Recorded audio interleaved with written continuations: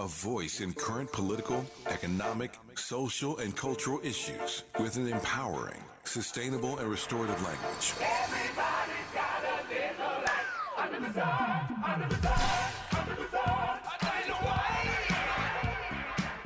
As we enter our third year, we are delighted that KBLA Talk 1580 consistently emerges as the talk station of choice for African American listeners.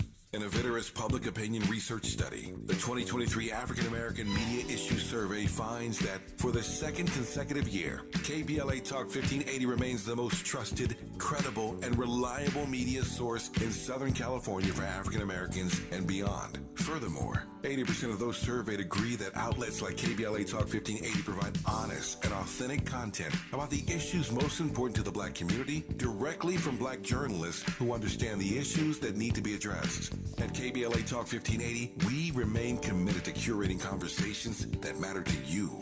Thank you for your continued support. We're unapologetically progressive. KBLA Talk 1580. The station that sounds like the city looks. The city looks.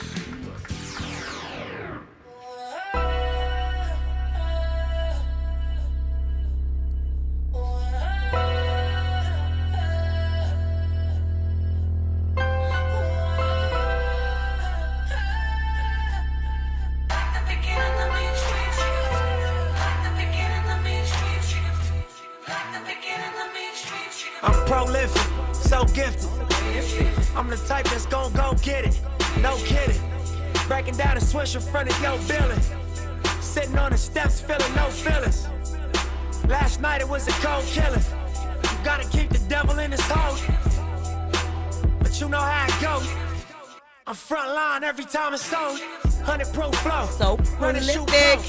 Okay, starting off hour two with Nipsey. I like that. And actually, in some ways, you may not catch the connection yet, but I think it's very appropriate just because of what Nipsey represented, especially what he represented to this area. You know, we're in Leimert Park, Crenshaw District, and tons of young Black men trying to figure it out. My guest this hour is Eric Ashton Spooner. He is a mental health proprietor, spiritual advisor, singer, songwriter, actor, and speaker. You know, it's Hollywood, so we are multifaceted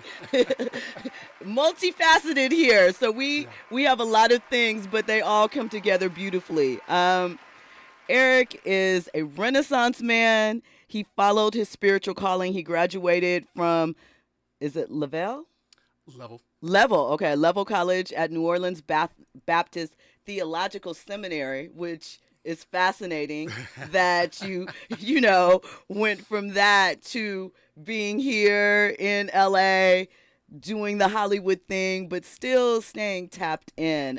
So welcome to the show, Eric Ashton Spooner. We already had the applause, but I'm going to give him my own. Thank you. Thank you so much. I'm honored.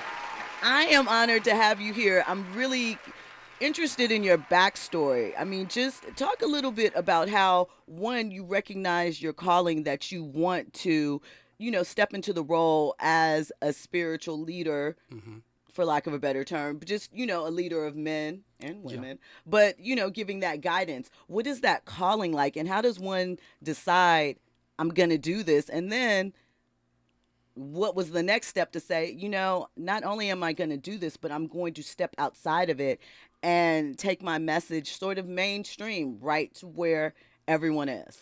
You know, it's you know, just like your question, it's a very layered unfolding that's happened in my life. Just to be honest, I did not know that I was going to end up in this place. I literally fought God about moving to Los Angeles. My plan was to move to Dallas at the time.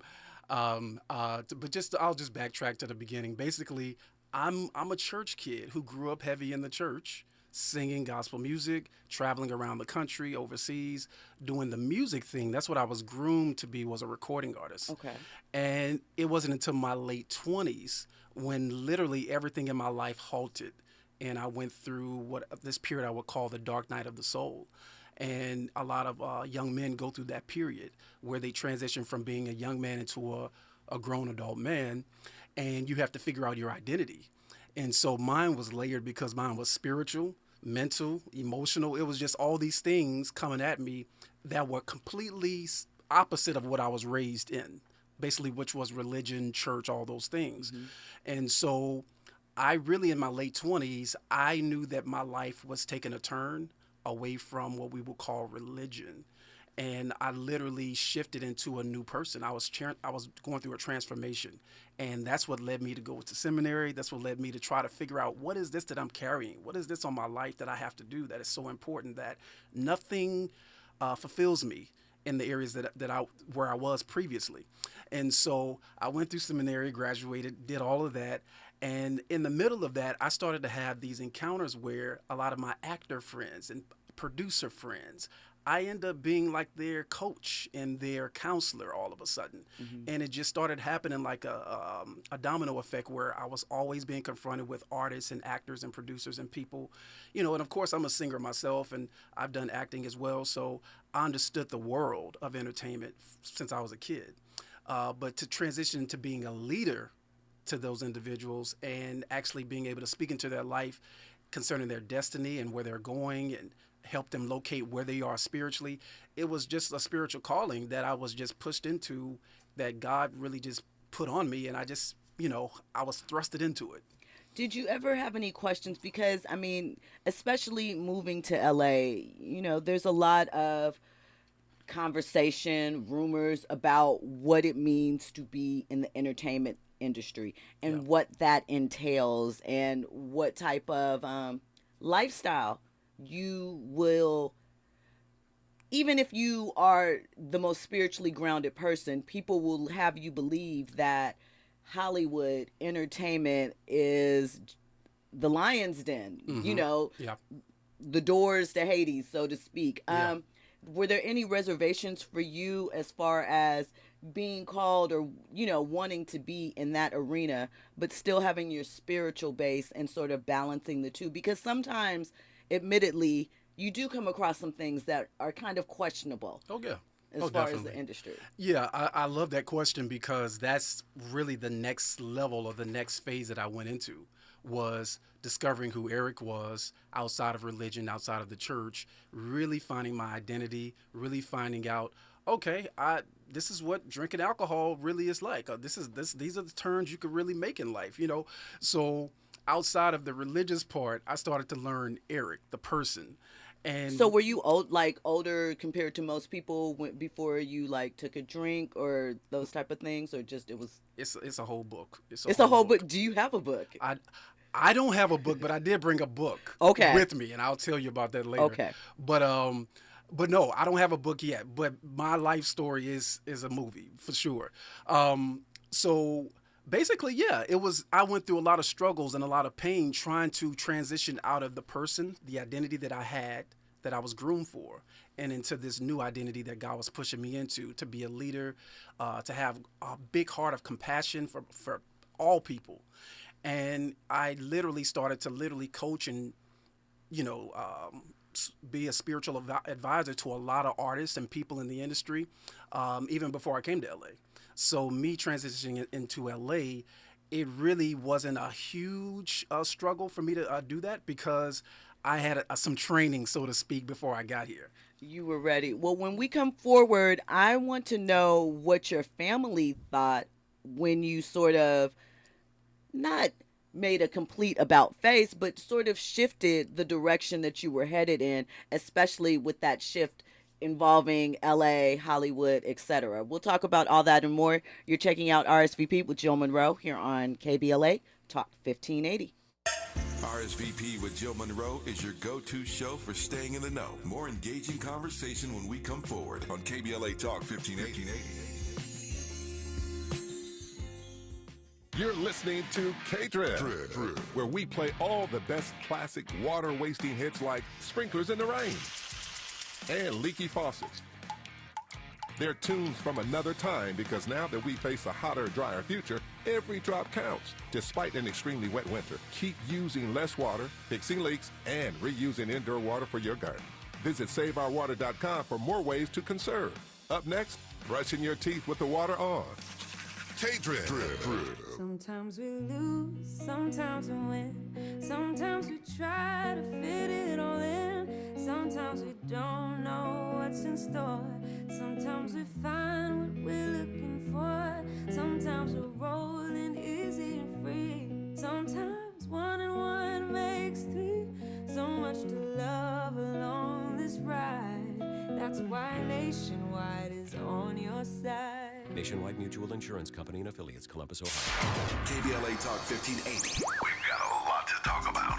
KBLA Talk 1580, connecting you with services and solutions. South Central Youth Empowered Through Action is the youth component of the impactful CBO, known as the Community Coalition. South Central Youth Empowered Through Action has chapters at almost every South LA high school. Say Yeah, as they are popularly known, is located at 80th and Vermont, but serves young people all over South LA. Under the COCO umbrella, they train youth organizers, help underserved scholars prepare for college, and work with students to help them gain admission to top universities. South Central Youth Empowered Through Action fosters teen activism, where young people have led campaigns moving tens of millions of dollars to South LA schools and forcing officials to make AP classes available to students in under-resourced institutions. SCEL scholars have taken part in the March on Washington, been published in major news outlets, and been elected to city council. Long before she was mayor, Karen Bass started the program when she founded the Community Coalition. To donate, volunteer, or enroll a student in South Central Youth Empowered Through Action, please visit cocsouthla.org. cocsouthla.org. This is a community call to action from KBLA Talk 1580. Keeping you informed, entertained, and always ahead of the curve. This is RSVP with Jill Munroe on KBLA Talk 1580. Hey, it's Jill Munroe. You are checking out RSVP with Jill Munroe. That's me. And our guest today, Eric Ashton Spooner. Eric has a background in theology. He's also a singer, an actor, and basically what do you call yourself? How do you put it? From a spiritual perspective, I'm really a spiritual life coach, but it's a better term, spiritual advisor. Okay, spiritual advisor. All right, so I mentioned briefly that I wanted to know what your parents sort of thought when you made the shift, especially considering that you indicated you grew up in the church. So I know that that's always a battle that we hear, secular versus spiritual. So what was their response to it? You know, honestly, my parents are very laid back. Even though my mom is a lot more probably religious than my dad is, but they're actually pretty laid back. So they didn't have any strong pushback. Now, my transition to Los Angeles, they had a big question mark on their face. And even my mom, she asked me a few times, she was like, but why? Because they didn't understand, because I was running a successful mental health agency back home. I had a staff of people working and, financially doing, well. So they didn't understand why I had to come here. And it was really all about the calling.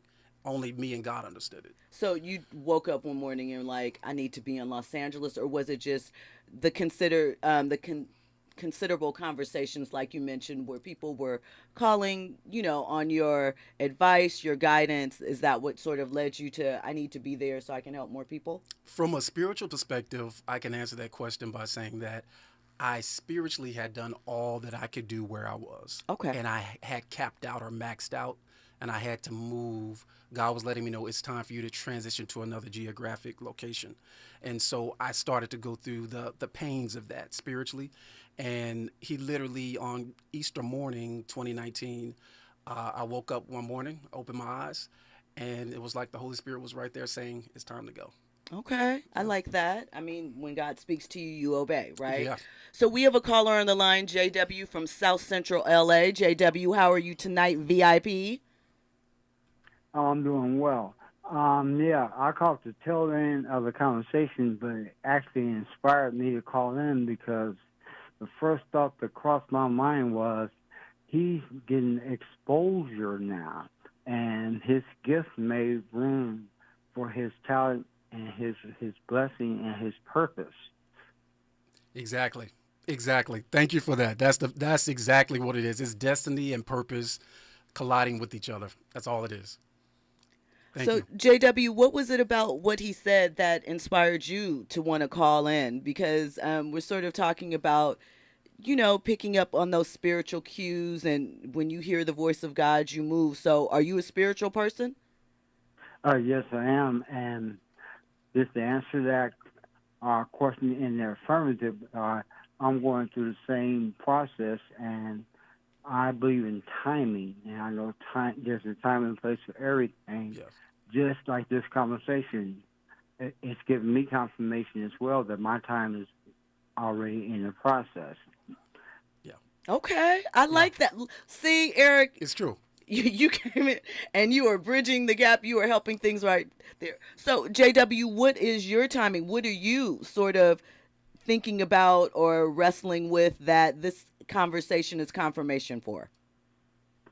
Actually, this trying to communicate with most of the youth and motivating, such as on mayor, she has that community coalition. I would like to try to communicate with those youth because of what they're doing, and they're actively involved in politics and civics, and that's something that I wanted to put together with a mentoring group that I'm involved with, which is a ministry. And I believe with the civics, and then Obama's wife, as both of them, matter of fact, they have a particular program that they just initiated within the last year or so in reference to voting and civics. And I think that's going to be our catalyst to move our nation, our black society forward. Especially when we consider, what happened with the last election, and we have a big election coming up next year. So, I mean, if this was an indicator for you, you were on the right path, go ahead and take those next steps, because obviously it's coming together and connecting for you. Thank you so much for calling in, JW. I appreciate it. Yeah, thank you very much. Have a good night. You too. You too. So, Eric, you've been in LA for almost 4 years. What has been the difference in how you speak to people or speak life into them or have those conversations than perhaps before you moved when you were at home? Ooh, I would say, it's interesting you asked me that question. I was just taping a segment. Right now I'm doing a men's mental health pop-up around LA. I'm doing a summer series called Men's Mental Health Pop-Up. And some of my guests have been actors and artists in the industry. Can you name drop a few? One of them I just taped with last week. His name is Michael Galante. He did a recurring role on Tyler Perry's Have and Have Nots for 4 years. And I'm just talking to, they don't have to be icons or legends or celebrity status for me to talk to. I just want to talk to people. And these are just artists in the industry who are working actors. I think the main thing is people here, Jill, I'm going to give you my synopsis of LA. Okay. Right now. Okay. Now, spiritually, there's a lot of vices coming at us in LA. Right. There's a lot of demands and people and events or opportunities or things that you would call, things that we're clamoring for, that we want for our careers. We have that here. But what I feel is on the underbelly of what we experience here in LA is a lot of depression. There's a lot of, there's a silent depression. It's a silent hopelessness and fear that I feel in the atmosphere all the time in LA. Even though, especially amongst artists that I'm speaking of, because there's a lot of disappointment, a lot of rejection that they go through.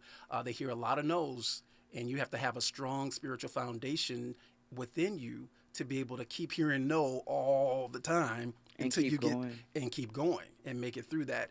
And a lot of people are not equipped for that. They don't have that spiritual foundation to stand on. And so you have thousands of talented artists here, that have so much to give, but they fixed their eyes on maybe one TV show or one big break that they're after. And when that doesn't happen, what do they do? What's the alternative? And so I feel a lot of depression and hopelessness and fear in the underbelly here. In the midst of all of the entitlement, right. We got a lot of that going on too. And Yeah, so I feel that here more than what I felt before. I think I was doing isolated things, with artists back prior to me moving to Los Angeles. But now it's everywhere. It's every day. There's a demand for conversation. People to open their hearts up and be transparent and say, this is what I'm really facing. This is what I'm going through. This is what I'm struggling through. Everybody needs that here in LA way more than they want to admit. Do you find that, because, LA is a shiny place with happy things, at least on the surface. Do you find that part of the struggle people battle with is wanting to always look like it's together, it's cool? Because LA is also a very cliquey place, and even amongst artist friendships, there is a small level of competition, whether or not, you want to admit it. And then you also, I find people don't want to necessarily look like the weak link. Correct. So there is a lot of posturing, because if you're the weak link or you're the less connected, your circle could love you to death, but there might be some people within that circle that don't want to deal with you because of this, or just the things that come along with being in those Hollywood circles. Yes. So what are some of those conversations like, and what are some things that you kind of give as advice to how to navigate situations like that, where you always are in competition whether you want to be or not, and you always have to kind of show up with your best foot forward, because people judge you very, very quickly and will dismiss you even quicker? Yeah, I think the first thing that comes to mind when it comes down to that with everybody is trust. A lot of times when you're in a place where there's a lot of talent or artist or opportunity, and you have so many people clamoring for the same thing, maybe, for example, people end up not trusting the person next to them, even if you do call them your friend. You end up having a mistrusted relationship. There's mistrust that comes up. And then sometimes we don't trust ourselves. We come in, we lead with fear again, because we feel like, oh my God, there's 10 other people that can sing better than me or do this role way better than me. So, will I ever get the role? They may get it before I do, So there it is. There's the fear. And then there's the trust. You start to lose trust in yourself, and then you lose trust in the people that are around you. But the strength of the matter is, and I wish that a lot of artists that could hear this, the strength that we have with one another is coming together and building community with each other. And we can become a spiritual foundation for one another. I think that if more artists became more of a spiritual foundation for one another and trusted each other to build one another up, we would have a lot more better results in those areas.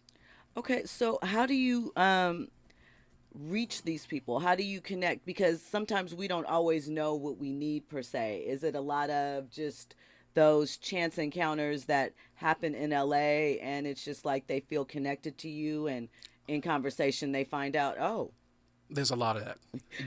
Yeah, in LA, I'm from every single day when I get up, I'm wondering, what is this day going to be like today? Is this, because there's no continuity or way to measure, it's not a 9-to-5 job. Right. It's, you get up every day, and I have to stay prayed up and connected to God in a certain way, so that I'm fully present and not missing moments, and so I connect with a lot of people from one day to the next.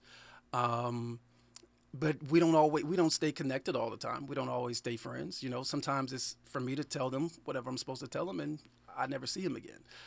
Yeah. How do you avoid, because being a person that sort of is a giver of light in a way, you also take in a lot of dark, with those conversations. When someone feels that they can trust you, I'm sure that they probably, reveal a lot and tend to lean on you. How do you keep that balance for yourself? Because obviously you want to be there and be supportive of these people that you're calling, but it also can take a toll on your mental and your emotional and even your physical, because just putting out that amount of, positive energy, positive reinforcement can be taxing. So what do you do to kind of keep the balance?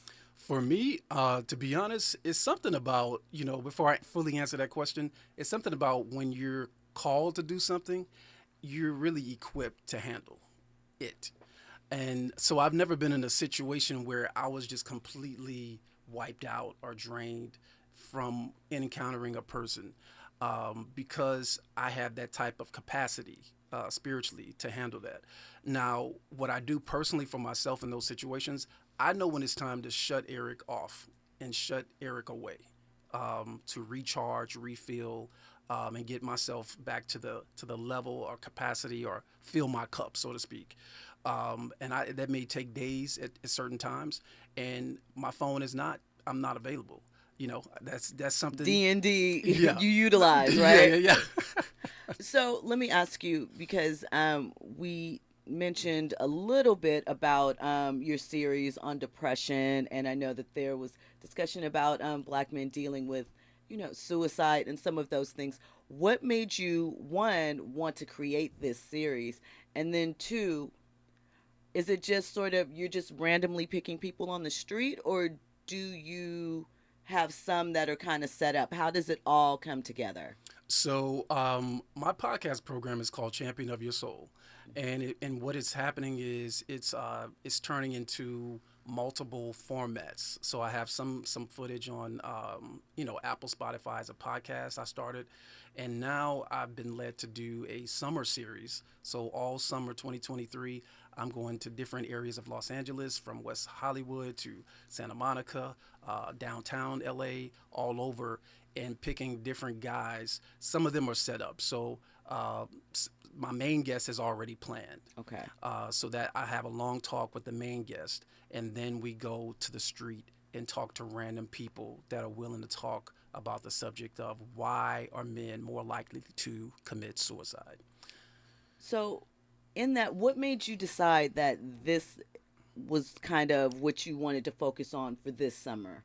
What brought that topic to the forefront for you? So it's a few things. So first, for me, I'm a person who did struggle with depression myself as a young person, and even as an adult, I struggled with it at different times. And then what led me out of that, and I haven't dealt with depression in over 12 years, which is awesome. But what led me out of that was the journey of learning how to love myself. Okay. And I believe that the journey of learning how to love yourself is a journey that most men never begin. Because. So how did you begin? Well, just to be honest with you, I went through what I mentioned earlier called the dark night of the soul. Mm-hmm. And during that period in my life, my depression was so thick that I contemplated suicide. Okay. And so it was in those moments, in those suicidal ideation moments, that God started to talk to me. And he asked me, he said, "Do you want to live?" And the first time he asked me that question, I told him no. Wow. And so I stayed in that state for another 3 months. And then the New Year's Day of that following year, I was laying in bed that morning, and the sun was coming up. And then God asked me again. He said, "Do you want to live?" And I said, yes. So when we come forward, we will have more with Eric Ashton Spooner. We're going to get more into his series, more into his conversations around depression and suicide in Black men. You are listening to KBLA Talk 1580. Trending topics and the hottest happenings. You're listening to RSVP with Jill Munroe on KBLA Talk 1580.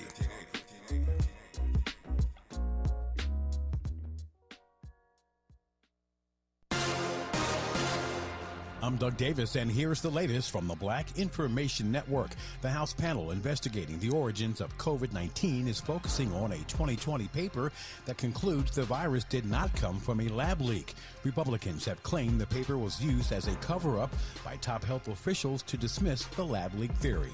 Advocacy groups are calling for a federal investigation into New Jersey State Police internal practices. New Jersey's NAACP Director Richard Smith says the department has a long-standing history of internal bias, which has resulted in 17 discrimination lawsuits.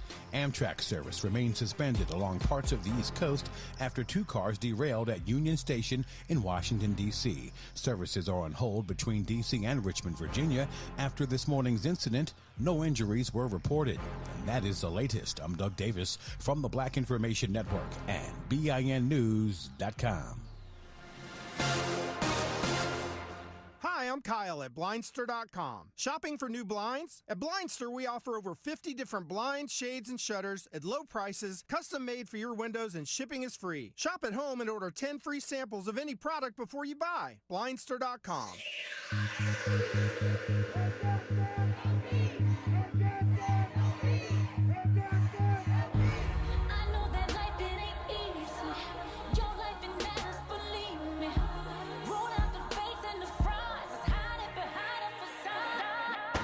Black Lives Matters turns 10, and KBLA Talk 1580 is proud to be the exclusive media partner of the People's Justice Festival. This Saturday, July 15th, 12 to 6 p.m. in Leimert Park. Come join us as we celebrate the life-saving and history-making work of Black Lives Matter to help bend the arc of the moral universe toward justice. There will be live music performances, a children's village, giveaways, vendors, a healing justice space, Skillshare, and amazing speakers including Green Party presidential candidate Dr. Cornel West, live on stage at 4:30 p.m. For more information, go to blmgrassroots.org. That's www.blmgrassroots.org.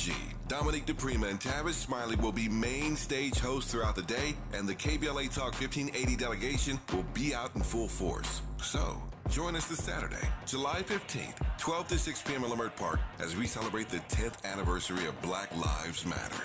This is a community call to action from KBLA Talk 1580. I done plant my seeds, now I'm rooted. Brown skin popping, I'm rooted. Can pull the hood out me, I'm rooted.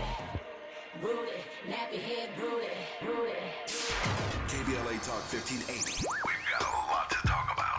The rent is too damn high. KBLA joins you in calling for affordable housing. The LA Tenants Union is a diverse, tenant-led movement fighting for the human right to housing for all. The LA Tenants Union demands safe, affordable housing and union rent control. They organize against landlord harassment, mass evictions, and displacement, and mobilize for the repeal of the Ellis Act and Costa-Hawkins Act. The LA Tenants Union is on a mission to strengthen tenants' political power through education, advocacy, and direct action. To get help with your eviction or other landlord-tenant issues, take action for justice, or become a member, visit latenantsunion.org. This is a community call to action from KBLA Talk 1580.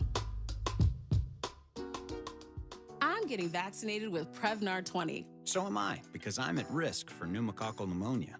If you're 19 or older with chronic conditions like asthma, diabetes, COPD, or heart disease, or are 65 or older, you are at increased risk for pneumococcal pneumonia. Ask your doctor or pharmacist about Prevnar 20, pneumococcal 20-valent conjugate vaccine. It can help protect you against pneumococcal pneumonia in just one dose.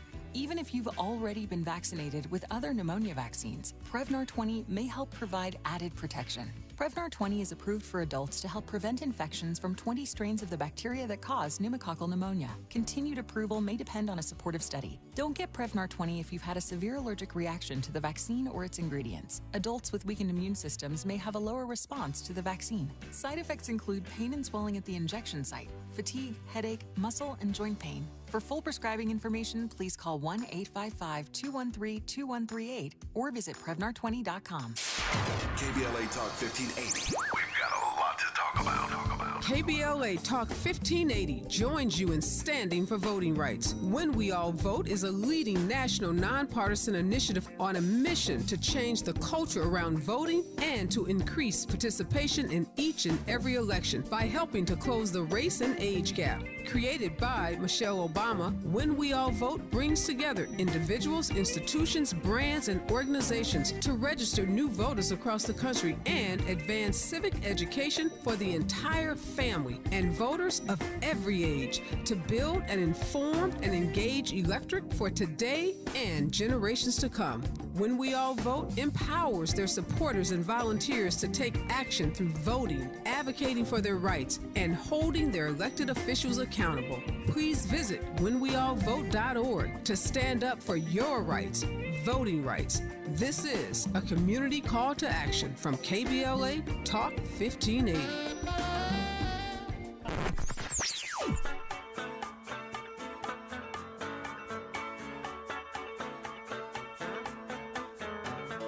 This is KBLA Talk 1580.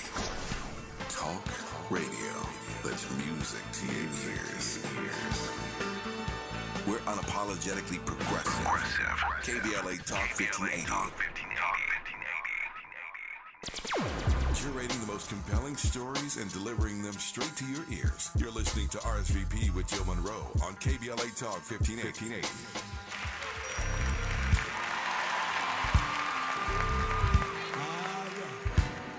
Mr. Kirk.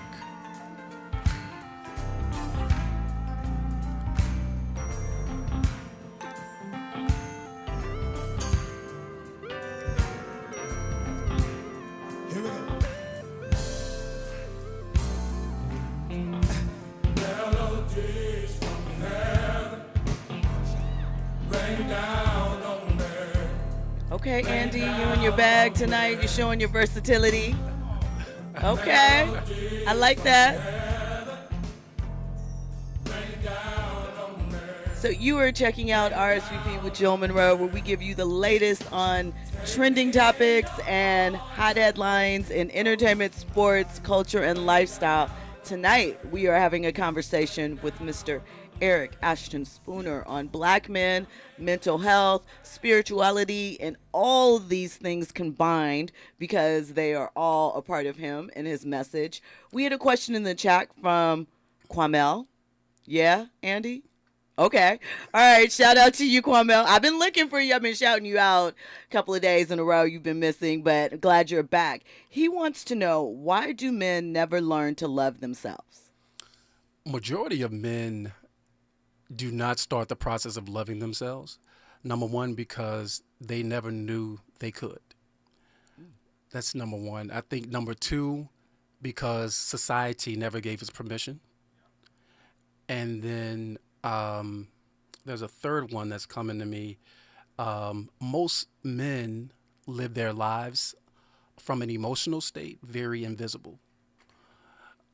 So when I look at those three areas, I would even venture out to say most women never really get to know the full three-dimensional being of the man that they are in relationship with.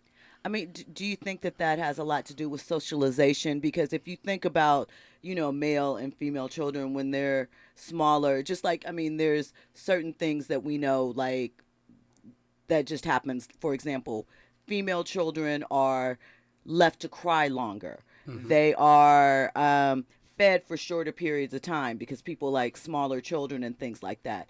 Boys are told, don't cry. You better suck it up. Don't show your emotions, And so these kind of, opposite ends of the spectrum, I guess, go into defining our roles. But obviously they don't help us when we get older and we need to deal with the realities of interpersonal communications, just dealing with life. And so how do you start to unpack that and maybe not unlearn it, but learn to be more open with that vulnerable aspect of yourself? Because it can be scary for anyone, but I suppose for a man where so much of your masculinity, your manhood is tied up in living up to the stereotype of sort of being silent and strong and, not showing that things bother you. And that's unrealistic. You can't function like that. So how do you start that journey? Most men, if a man grows up in a household where the father and the mother are very affectionate with each other, or the siblings are very affectionate with each other, that's a man. Even though men, like I said, we are a lot of times emotionally absent in those situations, because you grew up in a household that groomed you and it was natural and normal for you to be affectionate with your family members or your friends, then that man can have a vulnerable moment and it not be a big deal. But there are a lot of men, and I can speak to the black community, for example. We have parts of the black community, not all, but parts of the black community that may see affection as weakness. Yeah. That man will never feel that it's normal to be affectionate or to show vulnerability. Never? You think that it will be a lifelong challenge for them? Like, it's not something He will hesitate. Like if he has to have that moment, he will first hesitate before having it, or he will only have it amongst a person that he really feels like he can do it in front of. It's not a given. It's not a natural reaction or action that he would go to, even though he feels that way on the inside. I think that when a man is not groomed or is not raised to be vulnerable emotionally, unfortunately, sometimes we have to have a breakdown to be rebuilt and restructured in a way that says, I'm human too. And a lot of men have never had that opportunity. And so in our communities, it's in particular in the Black community, there's been so much trauma, so much abuse, so much neglect, in particular of the male and the female, but in particular the Black man. There's been so much neglect of his emotional state and his mental state. And we're always told, pay the bills, make the money, go to work, perform, show up in this particular way. But nobody ever makes it a priority to prioritize the Black man's, or any man for that matter, his emotional, mental well-being as the priority. And we suffer because of that. Do you think that most men are aware that they are not sort of unleashing all of their emotional intelligence or tapping into, I feel very sad today. I can't verbalize that because it looks weak, it looks soft, and I'll be judged. Do you think they even recognize that? And then what are some of the steps that they take to sort of open that up or make that adjustment? Does it depend largely on the partner that they're with, or is it something that they'll do work with on their own? What are your thoughts around that? It's a few things. More times than not, there's a few ways to look at this. If he has a partner, for example, that gives him the liberty to open up in that way, that's going to eventually allow him to safely do that. Now, most men don't feel like they can safely be vulnerable or safely tell the truth about how they really feel amongst their partners, family members, friends, etc. That's why I said earlier, a lot of men, in particular men of color, we go through these breakdowns before we can even acknowledge I need help, or we can actually acknowledge I may be depressed, or I need a change in my life. We go through these major breakdowns emotionally before we can even admit that this is what's going on with us. What are some of the indicators that a man or a woman, but that that you are in safe company to sort of reveal those fears, those questions, to even open up that conversation? Because I'm sure some of the problem with being vulnerable, especially I would imagine for men, is not knowing who they can be, whether they'll be judged, or what are some of the signs that you look for to know that this is a safe place or a safe person? You know what? It's very interesting because a person would probably normally think that a man is going to go and be vulnerable in front of somebody that he knows. Most men, they probably would actually be more vulnerable in front of someone they don't know. Because it can't come back around. It's safer.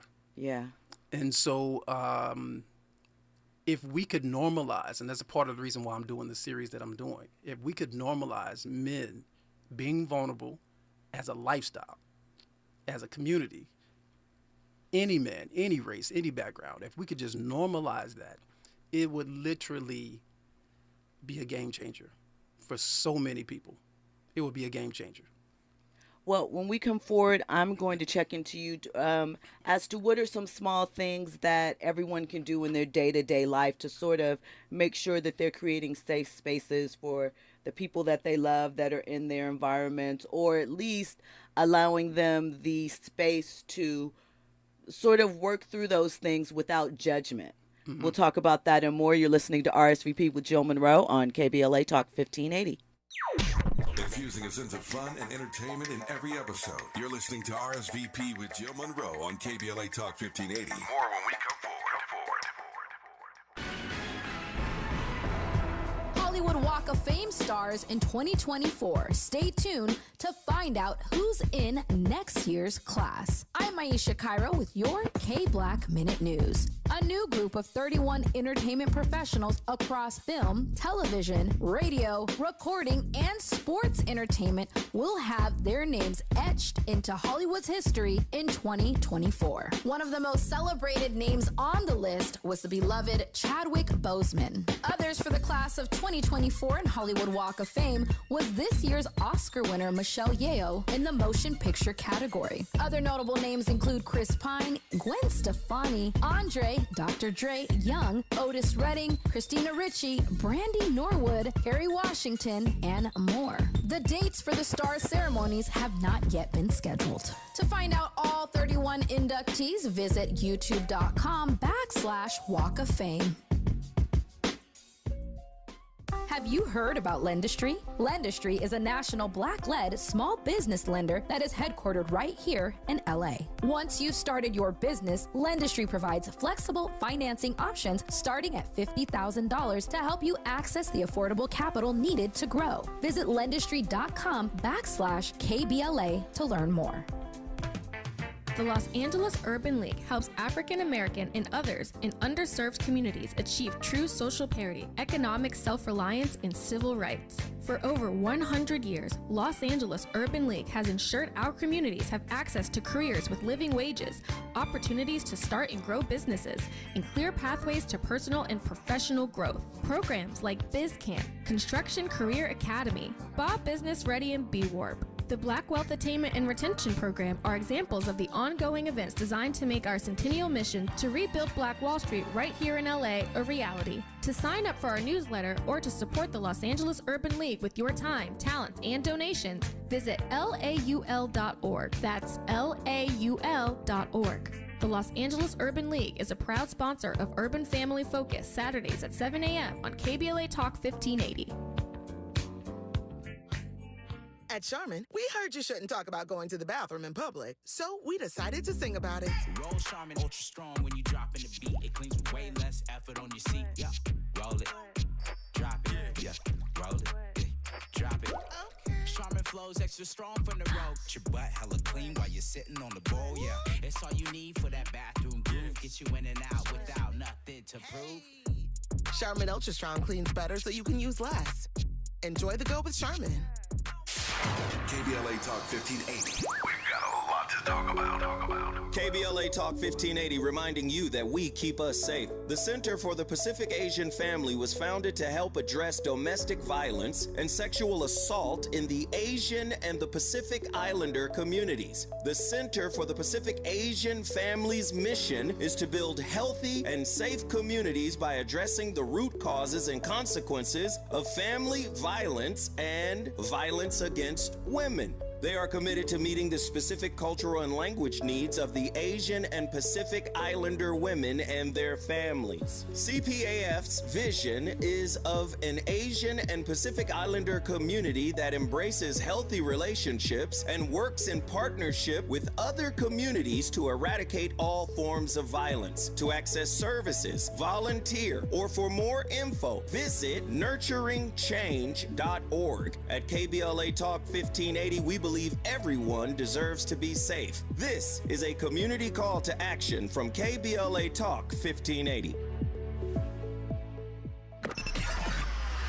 Now back to more captivating conversation on RSVP with Jill Munroe. Hey, it's Jill Munroe. I am sitting here with Eric Ashton Spooner, host of the Champion of Your Soul podcast.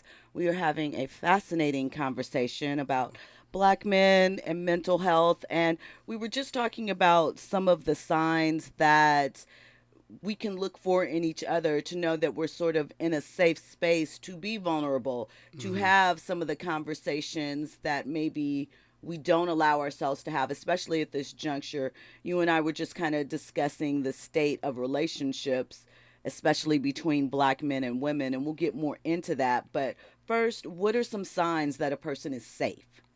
I think the first thing that when you meet a person, like for me, I think I'll speak to about women first. I believe that women have a God intuition that they're just born with, where a woman just knows. And when a woman is in touch with that intuition, there's nothing that she can't see. I think with men, we may not have that same type of intuition, but our soul knows. When we're in the presence of a person, if we pay attention long enough, when we're in the presence of a person that we can trust. Do you think it's calming? Do you feel a sense of peace, or? It's a part of the conversation. Okay. So you can, if you're listening to the person's words and the person's demeanor and the person's, the attention they're giving you and how they're showing up in front of you, you can kind of see if you can trust them or not with certain information, certain things. But like I said before, sometimes we open up first to people we don't know until we have those breakdowns. Okay. And then the people that love us, that's the key thing. If a person actually loves you, then you should be able to tell them anything and they still love you. So, first of all, MJ Scott in the chat says hello, and this is an important and needed topic and discussion. So thank you for bringing these issues out. So I want to go back a little bit because you mentioned about knowing that someone loves you, and that is based on, conversations, having that open dialogue and communication. But as we've seen sort of the state of, I'm going to highlight Black men and women here in this instance because we see so many examples of it on social media, even in mundane conversations like $200 dates. Is that person worthy enough? Would I spend that amount of money to get to know someone? Are they deserving of that? Are they going to take advantage of me? How do we sort of move past those things? Because right now, the way that dating and sort of the male-female dynamic is spoken about is very transactional, I feel, in this era. And it's also, I know that social media puts up a sort of, obviously people are a little more puffing their chest out and acting in ways that maybe they necessarily wouldn't in real interpersonal situations. But I do think that even if that's the case, it's still having an impact. I really feel for the younger people right now because they don't seem to know how to broach these conversations, how to have real conversations, especially because we talk through our phone a great deal. There's not as much face-to-face time to kind of pick up on those subtle cues. Let me slow down. So what do you think are some steps that as a community, or even amongst your smaller community can do to take those steps to better communication, more openness, so that we're not constantly in these kind of, well, if he's not paying all of my bills, I can't give him the time of day. If she's not giving it up and looking like a baddie, every morning, I can't give her the time of day. How can we sort of move through those type of barriers? I think the first thing is, and you mentioned something about social media and how it's influencing our community in a very negative way. It is. I would say this: when you encounter a person that you want to date or court or be in a relationship with, you need to identify their core values first. Do your core values match? Or are you guys in alignment with one another at the core? Do you guys... what type of questions, though, can you ask to get to know that? And sorry for interrupting you, but I think, we hear these type of things like, get to know their core values, talk to them about what's important to them. But what type of questions do you have to open this dialogue where someone doesn't feel like they're being grilled or interviewed or even attacked in some instances? Well, I mean, there's certain ways you can do them in a wise way.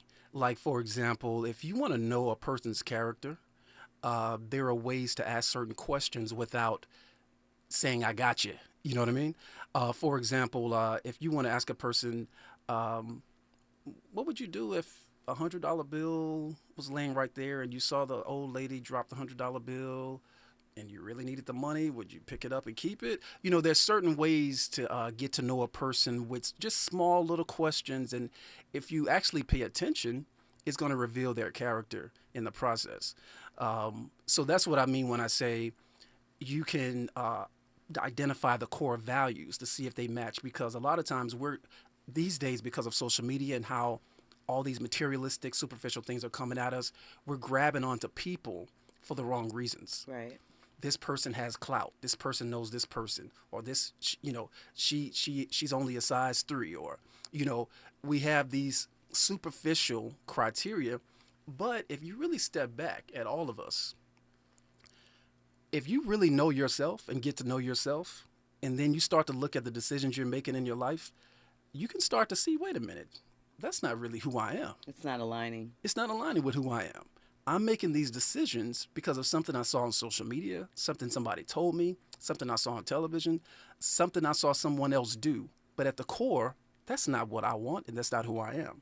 And when you can identify who you are first, what you want first, and you know that you have a core value foundation in your life. For example, a lot of us grew up in households where our parents taught us values.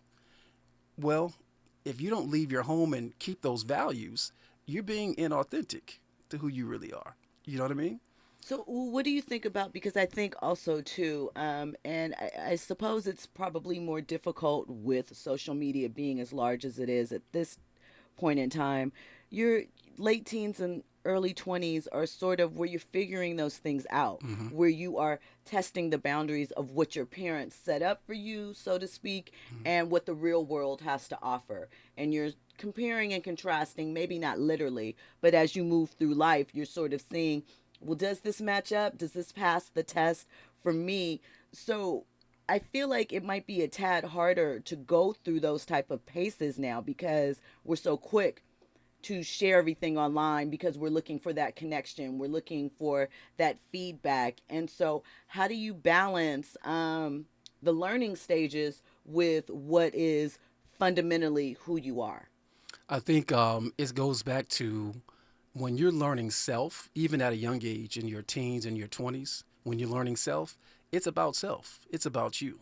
So you have to really focus more on yourself, your own thoughts, your own actions. Actually look at your life, even at that age. Pay attention to what you're doing, because if you're betraying yourself, you can feel it. You know it. Even at 21, you know when you're betraying yourself. You know, at 25, at 18, you're like, why did I do that? You know, so you even at those ages, you know when you're betraying self. And so I would let young people know that don't betray yourself.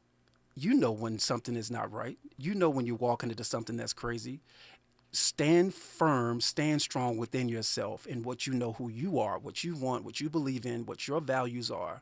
And if the person who you're pursuing or who's coming in your life, if they don't match that, then you know what the answer is. You got to go the other way. Exactly. So let me read a couple of comments from the chat. Kumal says, sorry, I keep doing that. Our men and women are transactional because they feel owed that thing that they're being transactional about based on other communities' relationships. He also says that women crave the he pays for everything guy and men crave submission and control beyond just sex. We got to leave the toxic social media dialogue about dating and mating alone. When we come forward, we'll address that and a little bit more. You're listening to RSVP with Jill Munroe here on KBLA Talk 1580.